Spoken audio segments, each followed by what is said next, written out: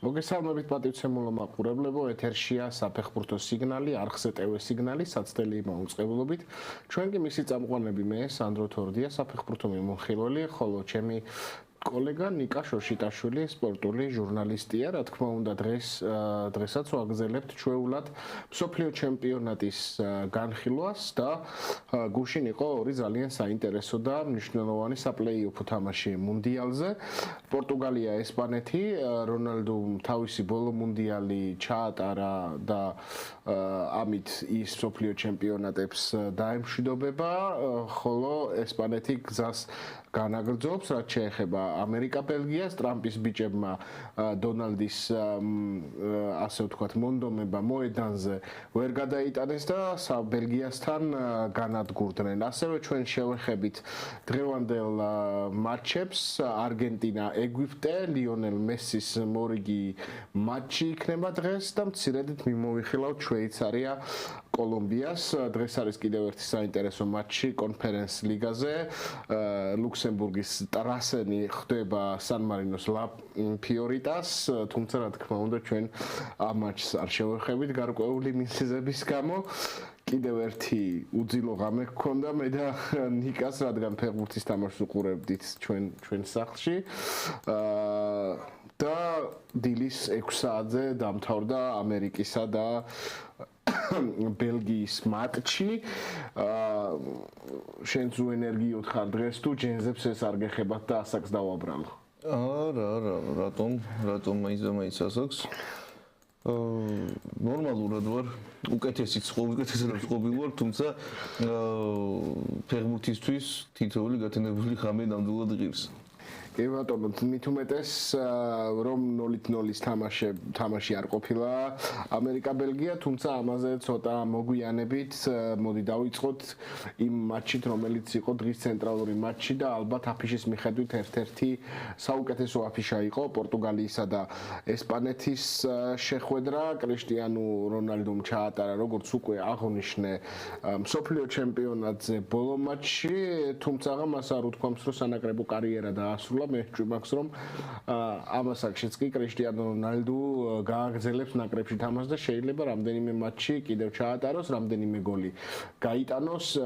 შეგახსენებთ რომ მისი უკვე გაცხადებული მიზანი არის რომ კარიერაში გაიტანოს 1000 გოლი, მიუახლოვდეს მიაღწიოს 1000 გოლიან ნიშნულს და მის სამშობლოში პორტუგალიის კუნძულ მადეირაზე, სადაც მდებარეობს მისი მუზეუმი, იყოს 1000 გოლიანი ვიდეო ფირი და მას ვერავინ ვერ შეედაოს, პელეს ედავებიან 1000 გოლი აქვს გატანილი, არ აქვს გატანილი. აი კრიშტიანო რონალდო იქნება ფეხბურთელი, რომელსაც თუ მიაღწევს რა თქმა უნდა 1000 გოლიან ნიშნულს, მისი ყოველი გოლი იქნება აღნიშნული შესაბამისი ვიდეო კლიპით. რა პელეს ვერ შეედავებიან, პელეს 1000 გოლი არ აქვს გატანილი. ხო, არა. უბრალოდ არ აქვს გატანილი და რაღაც წყაროებში რომ აი 1000 გოლიანი პელე და ასე შემდეგ არ აქვს. მითი დავანგრიოთ, პელეს არ აქვს 1000 გოლი გატანილი.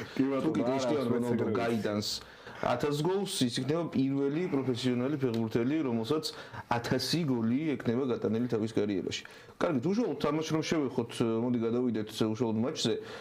ჩემი აზრით, სანდრო, ამ თამაშების შემდეგ, რაც ჩვენ ნახეთ მერვედფინალურ სტადიაზე, ის მატჩი გამოირჩეოდა თავისი დაბალი ხარისხის ფეხბურთით, დაბალი ინტენსივობით, ძალიან მოულოდნელად. მე ვერ დავარქმევდი მოულოდნელად ამას იმის გათვალისწინებით თუ რა ფორმაში არის ესპანეთი, იმის გათვალისწინებით თუ როგორ ფეხბურთს აჩვენებს ესპანეთი მიმდინარე მუნდიალზე, რაც ჯერჯერობით მაინც ვთქვათ რომ ვერ აკმაყოფილებს ესპანეთის გულშემატკივრის სტანდარტებს, მით უმეტეს წინა ევროპის ჩემპიონატის შემდეგ, ხოლო პორტუგალიის ნაკრებზე რა ვთქვათ, რობერტო მარტინესი რომელ გუნდსაც წვრთნის, ძირითადად ის გუნდი ასეთი ფეხბურთით თამაშობს ხოლმე მისი გულშემატკივრების და სამწუხაროდ. კრიშტიანო რონალდოზე რომ გადავიდეთ, დაგვტოვა კრიშტიანო რონალდომ წავიდა სანაკრებო ფეხბურთიდან თუ არა, ყოველ შემთხვევაში მუნდიალების ქრონიკებში მას ვეღარ ვიხილავთ და რეალურად ჯერ კიდევ შეიძლება ვერ ვიაზრებთ თუ რამდენად დიდმა ფეხბურთელმა დატოვა მსოფლიოს ჩემპიონატი და სამწუხაროდ მას ვეღარ ვიხილავთ მუნდიალებზე არადა გქონდა ფეხბურთის კომაგებს იმის იმედი რომ შემდეგ მუნდიალზე შეძლებდა თუ არა კრისტიანო თამაშს თუმცა ის ოფიციალურად გამოვიდა მატჩის შემდეგ და განაცხადა რომ ეს არის მისი ბოლო სოფლიოს ჩემპიონატი. მოგდით ჩამოთვალოთ კრისტიანო რონალდოს მიღწევები თუ რას მიაღწია მან სოფლიოს ჩემპიონატებზე. პირველ რიგში რა თქმა უნდა ყველამ ვიცით ის რეკორდი რომელიც გამეორებას კილიან მბაპესაც კი გაუჭირდება იმიტომ რომ ამ კონკრეტული რეკორდის მისაღწევად საჭირო არის უზარმაზარი შრომა, არის საჭირო უდიდესი ნიჭი და რაც თავარია კრისტიანო რონალდოს ნაირი ეგო. 6 სხვადასხვა მუნდიალზე აქვს კრისტიანო რონალდოს გოლი გატანილი 2006 წელს, 2010, 2014, 18, 22 და 26 წლებში. ასევე რო დაუბრუნდეთ ისევ კრისტიანოს მიღწევებს, ის არის ყველაზე ასაკოვანი ფეხბურთელი, რომელმაც მუნდიალების ისტორიაში ჰეტრიკი შეასრულა, 33 წლის იყო ესპანეთის ნაკრებს, როდესაც შეუსრულა ჰეტრიკი 2018 წელს და ასევე ამ მსოფლიო ჩემპიონატზე გახდა ყველაზე ასაკოვანი ფეხბურთელი, რომელსაც დუბლი აქვს შესრულებული მსოფლიო ჩემპიონატზე 41 წლის გახლავთ კრისტიანო და ასევე ხორვატიასთან გატანილი პენალტით გახდა ისტორიაში ყველაზე ასაკოვანი ფეხბურთელი, რომელსაც მსოფლიოს ჩემპიონატების პლეი-ოფში აქვს გატანილი.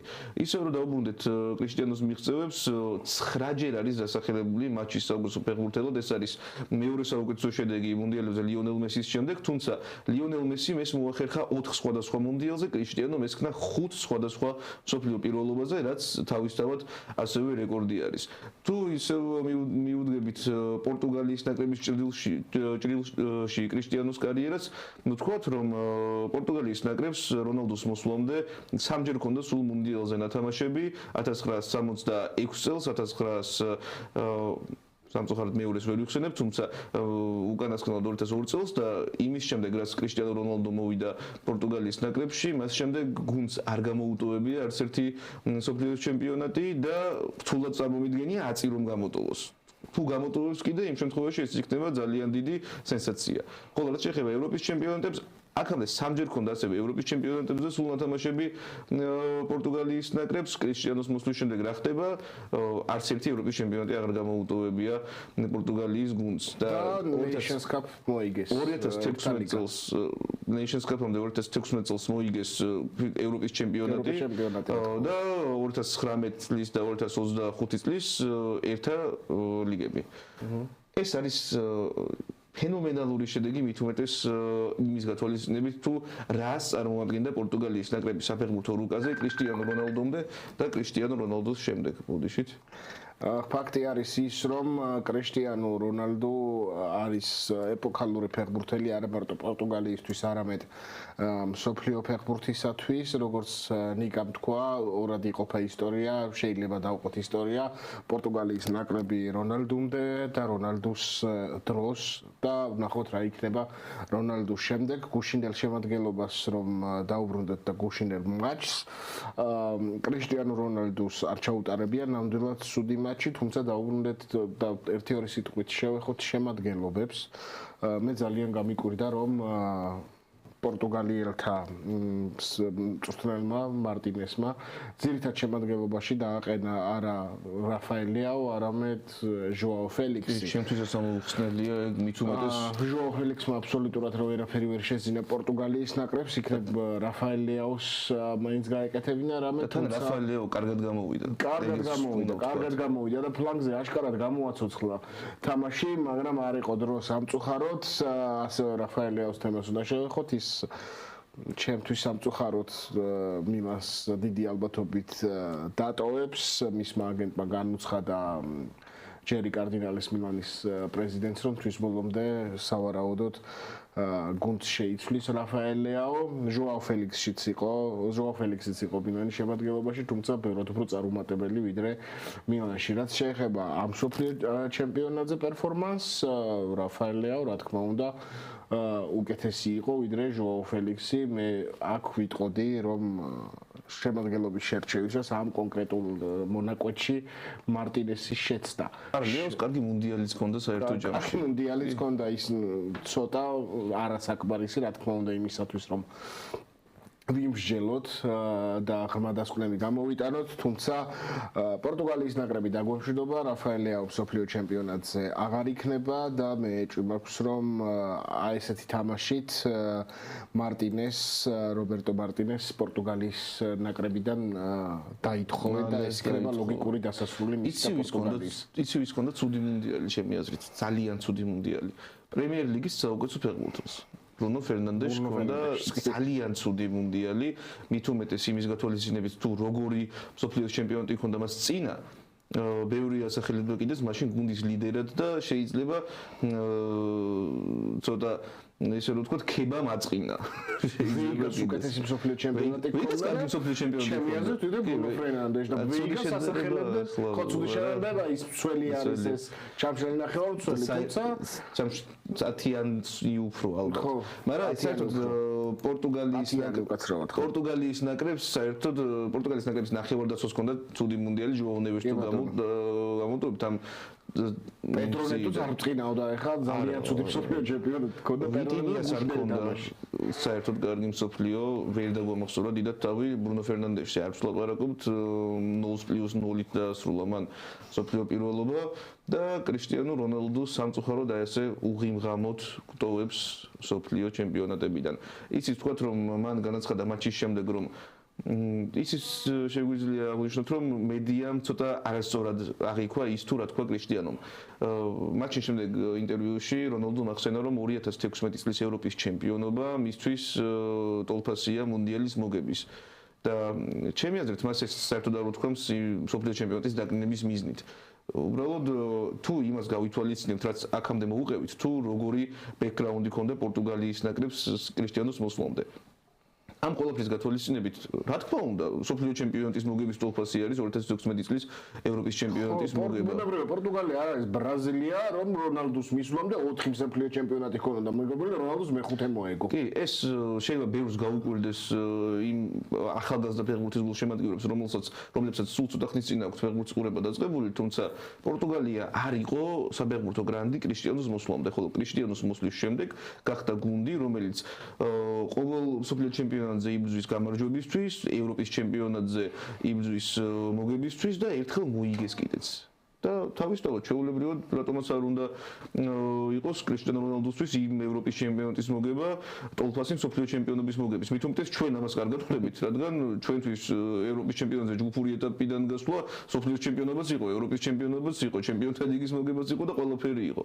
ამიტომაც კრისტიანო რონალდუს რაც აქვს თავისი ცოდვები ისინი იმაზე აგოს პასუხი ამ შემთხვევაში ჩემი აზრით დაუმატებთ ხო რაც არ დაუმატოთ კი ნუ და აქეთა მხარეს რომ გადავიდეს მეორე მხარეს ესპანეთის მხარეს გუშინ ბევრი აფასებდა რომ ეს მატჩი იყო წარსულის დაპირისპირება აწუხდა მომავალს ლამინ იამალისა და კრისტიანო რონალდუს დაპირისპირებაზე მაქვს საუბარი კარგად ითამაშა ლამინ იამალმა ჩემდა გასაკვირად ვინც ვერ ითამაშა კარგად ეს იყო ესპანელთა ფორვარდი ოიარზაბალი რომელსაც კარგი მსოფლიო ჩემპიონატი აქვს და ალბათ ეს მატჩი და კიდევ კაპოვერდესთან მატჩი შავად დაამახსოვრდება ამერიკულ მთებს გავს მისი ამ მუნდიალზე პერფორმანსები არ არის საშინელი პერფორმანსი დუბლი საშინელი პერფორმანსი დუბლი ძალიან მომეწონა როდრი ძალიან კარგი მატჩი როდრი იქნა ვიხილეთ თავის საუკეთესო და გუშინ ნახე იმედია რომ დაიჭერს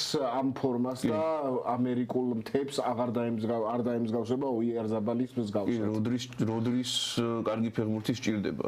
არა მარტო ესპანეთს, არამედ მუნდიალსაც. ძალიან დიდი ძალა არის როდრი, პეპ გვარდიოლა არ მოგვეტყუებინებს როდრისთან ერთად გუნდს შეუძლია უდიდესი მიზნებისთვის მიღწევა და იმედია ესპანეთის ნაკრები მასთან ერთად ბევრი კარგი რამის მიღწევას შეძლებს. იგივე ლამინ იამალზე რო ვისაუბროთ, ლამინ იამალის კარგი მატჩი ჩემი აზრით დაიწყო იმის შემდეგ, რაც მოედანი დატოვა ნუნუ მენდეშმა.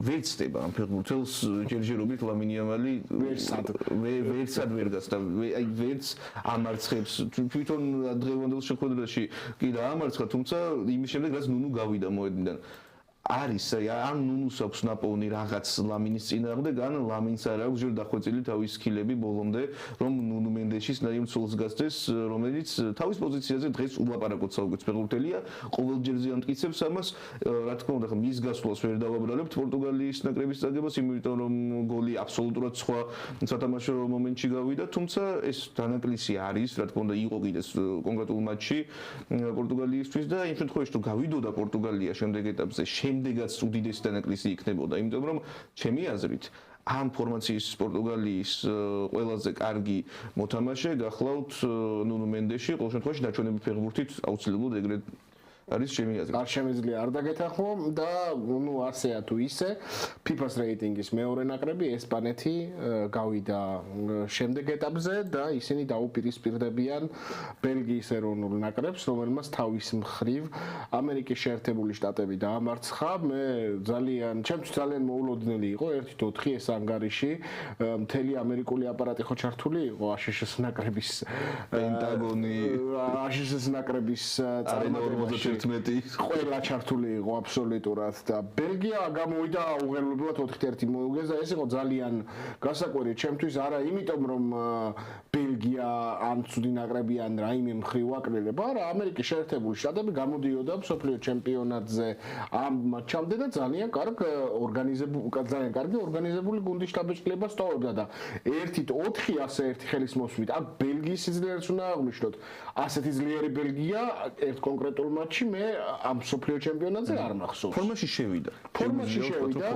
და ეს ახასიათებს ხოდაშორის გრანდებს, როდესაც თავიდან უჭირთ ხოლმე და შემდეგ შედიან ხოლმე ფორმაში და ვინც ის იქნებ ფინალამდეც მიაღწიოს ბელგიამ ყოველ შემთხვევაში ძალიან გაუჭირდება აი ამ ბელგიასთან ნებისმიერ ნაკრებს თამაში. მათ შორის ესპანეთის ნაკრები. მე მაგალითად აქ ამ კონკრეტულ მატჩში პირველ რიგში იმან გამოკვირვა არა შედეგმა თუ რა შედეგი დადგა და რა ანგარიში იყო ტაბლოზე. არამედ თვითონ იმან თუ როგორ დაჯაბნა ბელგიის ნაკრებმა ამერიკის შეერთებული შტატების ნაკრები, რომელიც კარგი გუნდი არის.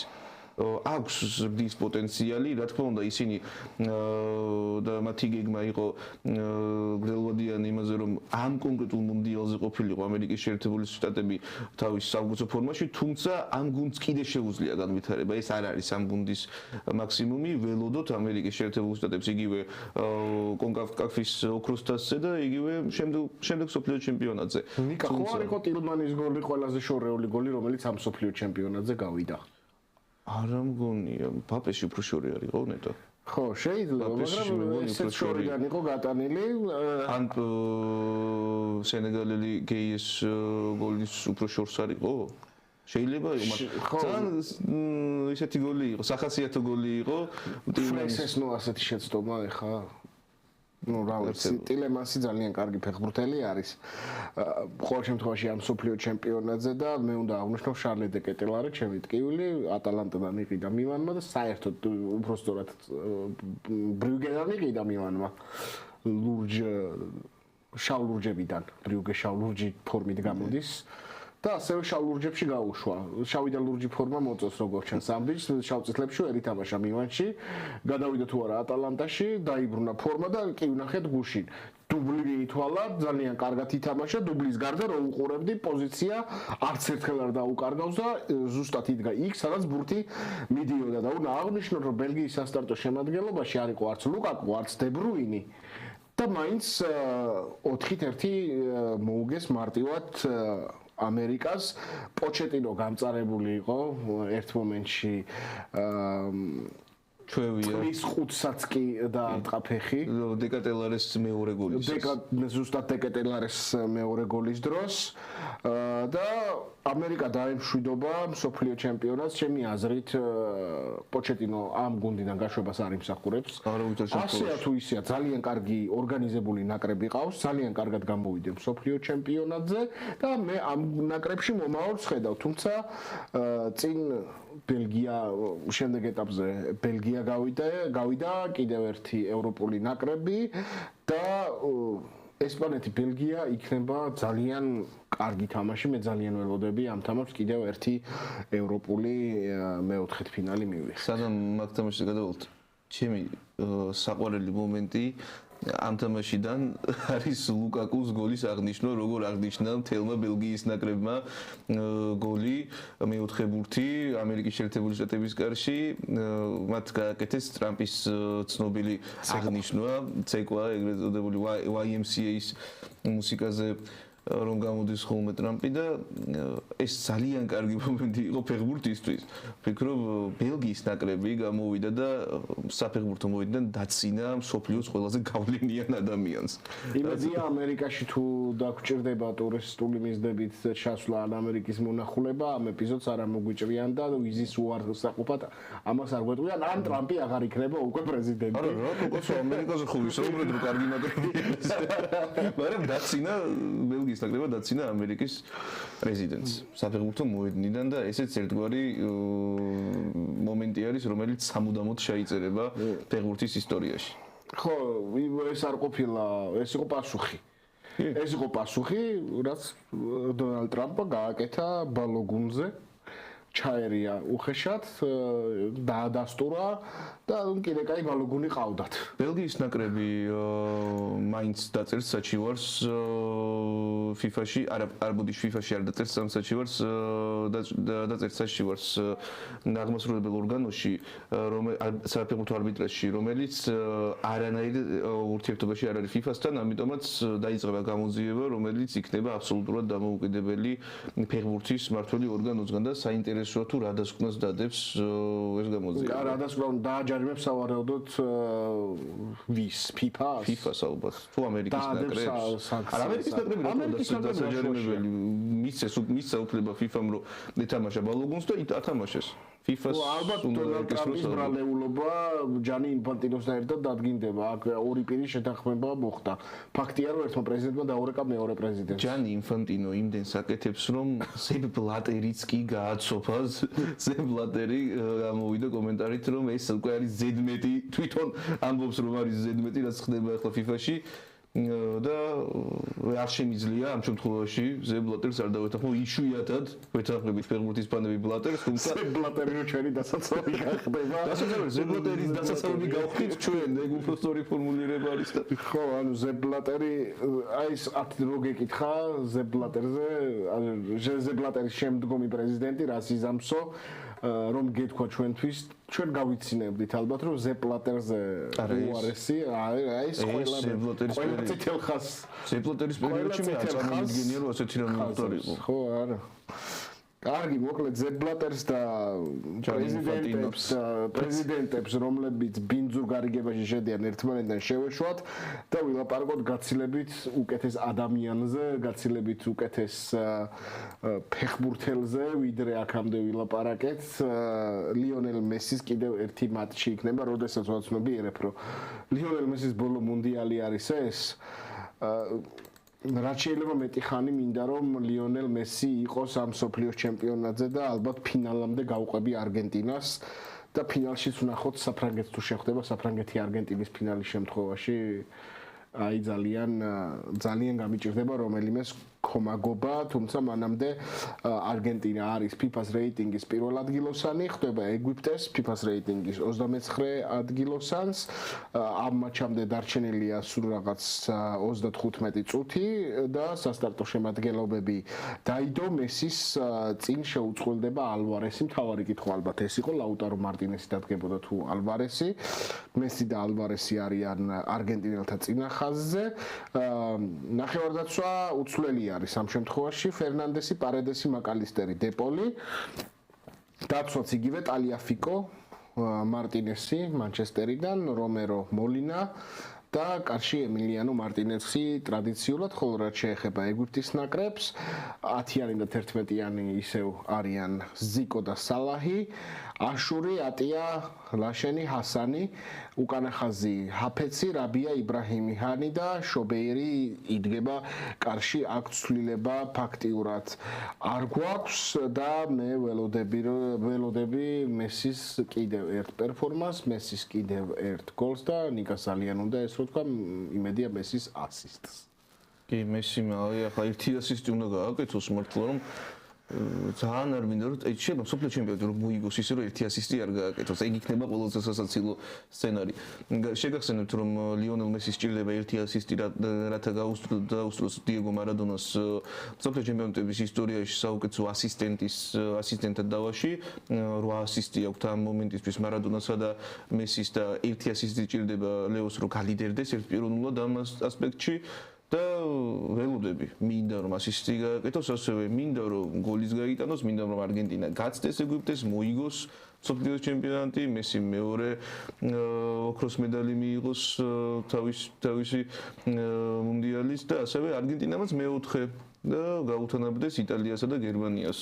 ისტორიული შანსი აქვს ნამდვილად ახლა არგენტინელებს, თან თქვათ რომ აქვთ იოლიბადე შედარებით იმასთან შედარებით თუ რა შეიძლებოდა, როგორი ბადე შეიძლებოდა მათ ქონოდათ კაბო-ვერდეს ნაკრების დამარცხების შემდეგ არის მათთან ეგვიპტის ნაკრები კვლავ აფრიკელებს დაუპირისპირდებიან, აფრიკელებს რომლებიც არიან თავისთვის ალბათ საუკეთესო ფორმაში. აფრიკელებს რომლებიც აზიისგანაც არ არიან ძალიან შორს. აზიისგან ისეთი ის არის გეოგრაფიულად მათ შორს კი არა, იქვე არის ერთი პატარა სრუტის გადალახვა არის საჭირო აზიაში მოსახვედრად ეგვიპტიდან, თუმცა შევხედოთ მაჩს საინტერესო შეხვედრა უნდა იყოს.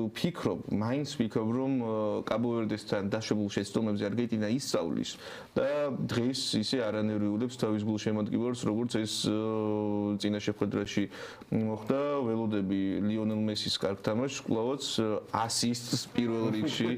ველოდები მის ერთს ან ორ გოლს თუნდაც, იმიტომ რომ ლეოსაც აქვს დარჩენილი რაღაცა რეკორდები რომელიც მოსახსნელი აქვს, მაგალითად ჟაირ ზინიოს რეკორდი 1970 წელს ბრაზილიელმა ჟაირ ზინიომ დაამყარა რეკორდი, როდესაც მან 7 გოლი გაიტანა მუნდიალზე, ეს 7 გოლი გადაანაწილა მუნდიალის ყველა მატჩზე. ჯერჯერობით ლეო პირწმინდად მიდის ამ რეკორდისკენ. დარჩა მეოთხედფინალი, ნახევარფინალი და ფინალი. ან მატჩი მესამე ადგილისთვის, რეკორდი ყოველ შემთხვევაში გამეორდება თუ ეს მან მატჩში მესამე ადგილისთვის მოახერხა. და ასევე რეკორდი, რომელიც ჯერჯერობით დაუძლეველი არის, აი ამდენი წელია უკვე 1958 წელს ჟულს ფონტენის მიერ დამყარებული რეკორდი ერთ კონკრეტულ მუნდიალზე გატანილი გოლების 13 გოლი გაიტანა მაშინ ჟულს ფონტენმა, რაც არის ანომალია.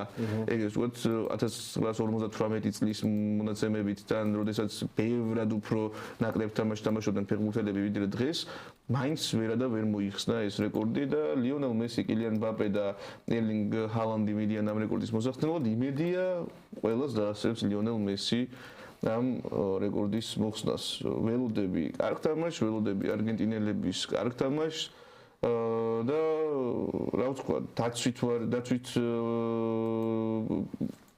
ბლოკში არგენტინელებს არანაირი ცვლილება არ აქვთ, იმიტომ რომ არც იყო აქ რეალურად ცვლილება გასაკეთებელი და შევხედოთ თუ რას შემოგთავაზებენ შემოგთავაზებს ალბისელესტი. რაც შეიძლება ვთქვათ ეგვიპტეზე, მუჰამედ სალახი იბრძვის თავისი ლეგასისთვის ეგვიპტეში, იმიტომ რომ მას სანაკრებო დონეზე დიდად ბევრი წარმატება არ აქვს.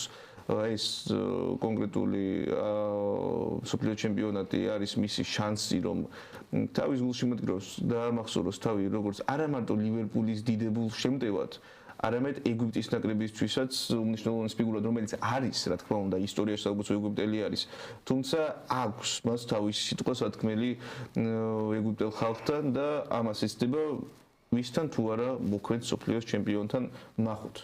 სალახისა და მესის დაპირისპირება არის ბოლოს, როდესაც სალახი და მესი დაუპირისპირდნენ ერთმანეთს, მაშინ სალახი უბრალოდ მოედანზე არ იყო, ტრავმა ჰქონდა. მესისთვის ძალიან ცუდად დასრულდა, 4-0 განადგურდა მაშინ ბარსელონა ენფილდზე და მაშინ ხსენებდი ხა ეგვიპტე არგენტინა როდის იყო მეთქი და ეგვიპტე არგენტინა მხოლოდ ერთხელ შეხვედრიან ერთმანეთს 2008 წლის 26 მარტს, მაშინ სალახი ვერ იქნებოდა სავარაუდოდ. სალახი ვერ იქნებოდა, მესი შეიძლება ყოფილიყო ახალგაზრდულ ასაკში და ეს თამაში 2-0 მოიგო არგენტინამ, მაშინ ალფიო ბასილე იყო არგენტინის მცველი და სერხიო აგუერომ და ინტერის ფეხბურთელმა ნიკოლა ბურდისომ გაიტანეს გოლები. იკონური ურთულესობრივი ფეხბურთელი ძალიან ნიკოლა ბურდისო. მოდი ნიკოლა ბურდისოზე უკეთეს ფეხბურთელებს გეტყვი, ახლა ვისაც ბომბარდირთა სათავეში ვხედავ მსოფლიო ჩემპიონატის ასეთი ვარსკვლავური ბომბარდირთა სია მე არ მახსოვს და ალბათ არც არავის არ ახსოვს, იმიტომ რომ არ ყოფილა. ლიონელ მესი პირველ ადგილზე 7 გოლით 4 მატჩში, კელიან მბაპე 7 გოლი, ერლინგ ჰოლანდი 7 გოლი, ჰარი კეინი 6 გოლი და აი აქ წყდება ისმაილა სარის სენეგალი 4 გოლი. ისმაილა სარის სავარაუდოდ სხვა ფეხბურთელები გადაასწრებენ, მაგალითად მიკელ ოიარზაბალი, რომელსაც 4 გოლი აქვს გატანილი, ალბათ სავარაუდოდ მსოფლიო ჩემპიონატამდე, მსოფლიო ჩემპიონატის დასრულებამდე რამდენიმე გოლი უნდა გაიტანოს, ერთი მაინც ყოველ შემთხვევაში. და მოდი შევეხოთ მცირედით ამ ფონზე არც ისე საინტერესო მატჩს. ხო, ერთ რამეს ვიტყვი, რომ მე რა თქმა უნდა არგენტინა-ეგვიპტის მატჩი მერვედფინალია მსოფლიო ჩემპიონატს და დაძაბულ მატჩს ველია, არ მგონია რომ აქ არგენტინას იოლი გასეირნება ელოდეს. თუმცა აქ მეორე მატჩი არის შვეიცარია-კოლუმბია, რომელზეც ალბათ შეუძლებელია ცალსახად გამოყო ფავორიტი, როდესაც შევდიოდი სხვადასხვა საიტებზე, ფაქტიურად თანაბარი შანსების მქონე გუნდები ნაკრებები არიან. შვეიცარია, რომელიც მსოფლიო ჩემპიონატზე გამოირჩევა დაბალ ბლოკში ძალიან ორგანიზებული, კარგი თამაშით. შვეიცარია დაკომპლექტებული არის ფეხბურთელებისგან, რომლებიც თამაშობენ ტოპ 5 ლიგაში. ბორუსია დორტმუნდი, მანჩესტერ სიტი, ბეტისი, ბოლონია, სანდერლენდი, სევილია, მონაკო, მოკლედ ძალიან ძლიერი ნაკრები არის და კოლუმბიაც არ არის ხელწამოსაკრავი გუნდი, თუმცა კოლუმბიას არ ეყოლება სავარაუდოდ ტრაუმის გამო თავდამსხმელი ჯონ კორდობა და შესაბამისად ეს ძალიან დიდი დანაკლისი არის მათთვის, თუმცა ვნახოთ დანაკლისი ჩემი აზრით უფრო დიდი აქვს შვეიცარიის ნაკრებს, რადგან ამ ტურნირის ჩემი აზრით მთავარი აღმოჩენა იოჰან მანზამბი სამწუხაროდ გამოტოვებს კოლუმბიასთან შეხვედრას ტრაუმის გამო. ძალიან სტუდია, როდესაც ასეთი ახალგაზრდა ფეხბურთელი ასეთ მატჩში, რომელიც არის მისი კარიერის უმნიშვნელოვანესი მატჩი ყოველ შემთხვევაში ჯერჯერობით, არ ითამაშებს, ძალიან გულდასაწყვეტი არის ეს და ვფიქრობ, რომ მანზამბის გამოკლების ხარჯზე, რომელიც ლიდერად ჩამოყალიბდა ამ შვეიცარიის კონკრეტულ მუნდიალზე, მანზამბის არ ყოფნის ფაქტორით კოლუმბია ხდება მცირედი, მაგრამ მაინც ფავორიტი. კოლუმბიას ყავს ძალიან საინტერესო მწვრთნელი ლორენსი, არგენტინელი, რომელიც იყო 1990 წლის მსოფლიო ჩემპიონატის ფინალში როგორც ფეხბურთელი და ის იყო ხოსე პეკერმანის ასისტენტი თავის დროზე. 2022 წლიდანაა ის კოლუმბიის ეროვნული ნაკრების მწვრთნელი და საკმაოდ სტაბილური შედეგები აქვს კოლუმბიას და ჩამოყალიბდა სამხრეთ ამერიკის ერთ-ერთ წამყვან ნაკრებად, რატომაც არა რომ კოლუმბიამ გამოაგდოს კიდევ ერთი ევროპული ძალიან ორგანიზებული საათივით აწყობილი შვეიცარია, ასეა თუ ისე ძალიან საინტერესო მატჩები გველოდება. 2024 წლის კოპა ამერიკას ფინალი გვახსოვს და გვახსოვს თუ როგორ გაუჭირდა მაშინ სოფლიოს და წინა კოპა ამერიკის თასის მფლობელ არგენტინას კოლუმბიის დამარცხება. და ამიტომაც თუ კი კოლუმბია ამ ბარიერს დაძლევს, ისინი მეოთხედფინალში არგენტინისა და ეგვიპტის გამარჯვებულს დაუპირისპირდებიან, რომელიც სავარაუდოდ არგენტინა იქნება. და ვერ ვიტყვით რომ ეს არგენტინელებისთვის იოლი გასეირნება იქნება კი არა, ისიც სათქმელი არის თუ რამდენად ფავორიტი იქნება არგენტინა. მცირედი ფავორიტი რა თქმა უნდა იქნება, მაგრამ თუ რამდენად ფავორიტი იქნება კოლუმბიის ამ ნაკრებთან, ეგეც სათქმელია. შვეიცარიის ნაკრებთანაც ვერ იქნება მთლად საუკეთესო განწყობაზე არგენტინელი გულშემატკივარი. ბუნებრივია, აქ ულაპარაკო ფავორიტები აღარ არსებობენ, ისეთ ეტაპზე ვართ მისულები. ახლა კი მოდი დავშნევოთ მაყურებელს, რადგანაც 25 წუთში იწყება არგენტინისა და ეგვიპტის მატჩი, ჩვენც უნდა ვუყუროთ ამ თამაშს, რა თქმა უნდა და განვიხილოთ. ისიც შეგვიძლია ვთქვათ, რომ ალბათ ყველაზე კომფორტული დღეა გულშემატკივრისთვის, იმიტომ რომ პირველი მატჩი არის 8 საათზე, ქართული გულშემატკივრისთვის. ქართული გულშემატკივრი. პირველი მატჩი არის 8 საათზე, ხოლო მეორე მატჩი დაიწყება 12 საათზე თბილისის დროით. ამიტომაც დღეს უკვე შეგვიძლია აღარ გავათენოთ, დღეს შეგვიძლია ნორმალურ ადამიანურ დროს უყუროთ ფეხბურთს და ნორმალურ დროს დავიძინოთ. ამიტომაც არ გაუშვათ მეგობრებო ეს შანსი მეტ ფეხბურთს უყუროთ. დავეთანხმები ნიკას, ძალიან საინტერესო მსოფლიო ჩემპიონატი არის, მე ძალიან მომწონს ეს მსოფლიო ჩემპიონატი და იმედია მრავალ უკეთეს და დაძაბულ მატჩს ვიხილავთ მუნდიალ მშვიდობისა. დიდი მადლობა რომ ეს 35 წუთი ჩვენთან ერთად გაატარეთ. მომავალ შეხვედრამდე ესეთი იყო ჩვენი მეორე ლაივი. ნახვამდის.